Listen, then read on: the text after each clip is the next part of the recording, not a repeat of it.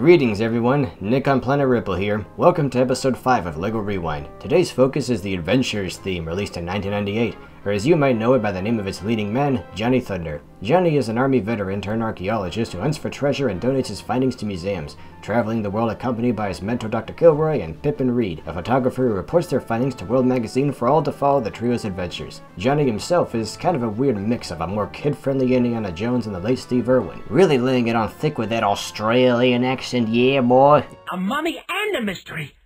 Ace! Oh, that's as good as gold. Right then, here's the plan. We'll take the biplane. You can find us at the ice.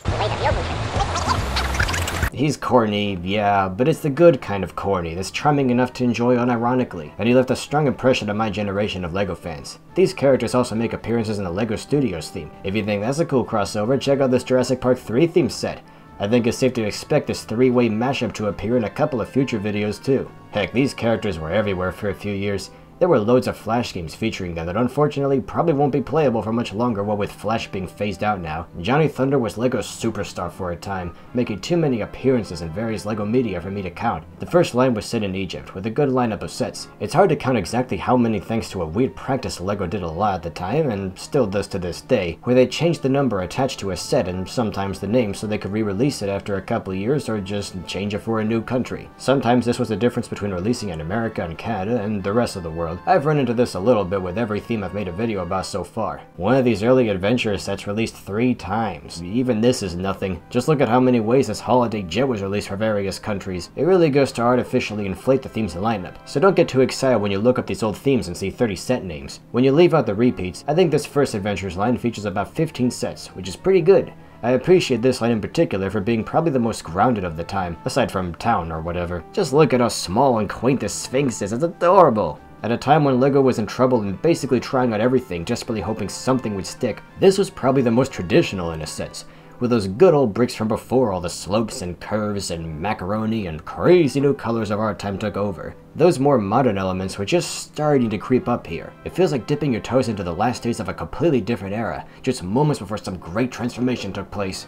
That transformation started to go underway in 1999 with the Amazon line, which featured the gang erasing new villains to retrieve the Sun Disk in South America, dealing with a tribesman named Achu, who had nothing to do with either party, who may be seen as a bit of a racist caricature looking back, I'm not sure. This line only featured 8 sets, pretty short-lived compared to some of the other sub-themes. 2000's sub-theme, Dino Island, is where things started getting weird, shifting the focus to a place that's less based on any real location, to say the least.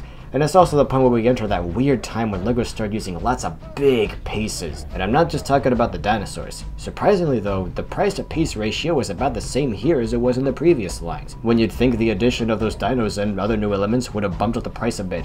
Then again, they're much smaller than today's dinos. This comparatively small T-Rex was treated like one of LEGO's mascots for a while. Old rivals returned like Sam Sinister, one of 2 apparently, to capture the dinos and basically make their own Jurassic Park, with the adventurers stepping in to protect the animals. Dino Island is one of the most memorable locations in the whole theme, appearing in many, and I mean many, games. My 2 favorite examples were LEGO Island 2 and LEGO Racers 2. In LEGO Island 2, they featured it alongside some of the other settings in the line, including a stretch based on the Egyptian sub-theme that started it all. And in LEGO Racers 2, they made the jungle theme part of the Dino Island, merging the 2 sub-themes, and it's unique to see the dinos romping through these ruins. This line featured 14 sets, on par with the first line. After this, the Adventurers crew took a break. They continued to make appearances in LEGO media, but as far as we knew, the story was over. The first 3 sub-themes were essentially a trilogy. It's a very early example of what's become standard practice for LEGO nowadays, planning out a new theme's first 3 years and continuing it later if it does well enough. We wouldn't see any new sets for a while, but the theme did make a comeback in 2003's Orient Expedition, which is the best adventures line of all in my opinion. This was marketed as the final adventure for Johnny and friends, and if you were my age at the time, this was a big deal. The return of Johnny Thunder, this last hurrah, was treated like an event, and they went out with a bang, setting out to find various treasures around the Orient that would unlock the hiding place of Marco Polo's golden dragon gifted in by Emperor Khan, encountering giant mystical lions, tigers, and yetis as they race to the dragon. You can't make this stuff up. What's interesting about this sub-theme is it kinda had its own sub-themes within a sub-theme. Rather than setting it in one part of Asia, the story saw the gang travel from India to the Himalayas to China. It had around the same number of sets as Egypt and Dino Island each did, but the sheer variety of these incredibly distinct and action-packed sets made it feel like we were getting 3 years worth of stuff in one go. So many new colors and pieces and minifigs galore, it was nothing like anything we'd seen so far. I collected about half of these sets and they were so much fun to build, more than anything else that came before in the line. Admittedly, it did get a little repetitive. There'd be a small set piece, a bit of terrain maybe, a vehicle, a mid-sized set featuring some of the aforementioned guardians, maybe a chase scene, and a big showdown at a ruin or a palace. But they all felt different enough, with the architecture, characters, and terrain of each location bringing a new flavor. Like these were just glimpses of all the other escapades the adventurers could have if the theme kept going. Orient Expedition was a great send-off to a great theme. I only wish some other themes got a send-off with this much love and resources put into it.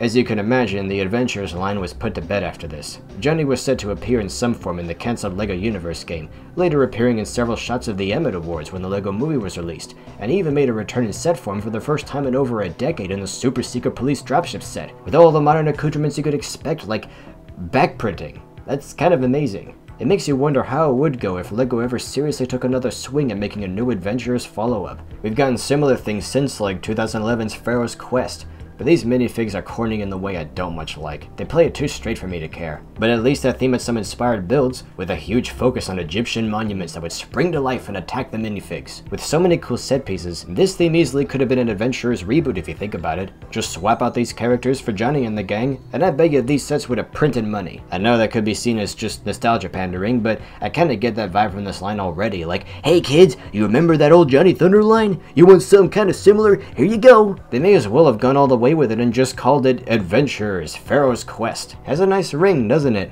Feels natural to me. They also released the Dino theme in 2012, which is just another example of this trend of bringing back old themes every 10 to 15 years with new characters. With so much variety throughout its run to inspire people and all builds aplenty, there's been a decent amount of Adventurers MOCs released over the years. It helped shape LEGO's identity for a long time when they were in a bad place, and their image going forward today isn't that far off. Thanks for joining me today. Next up, we'll take a closer look at the LEGO Studios line. See ya! Hey Rex, how can you tell the good humans from the bad ones? The good ones taste better. You're set for adventure on new LEGO Dino Island. Team up with Johnny Thunder to study the dinosaurs and track their location. But Sam Sinister wants to capture them. Act fast, save the dinos, and make his gang extinct. That's a bad one.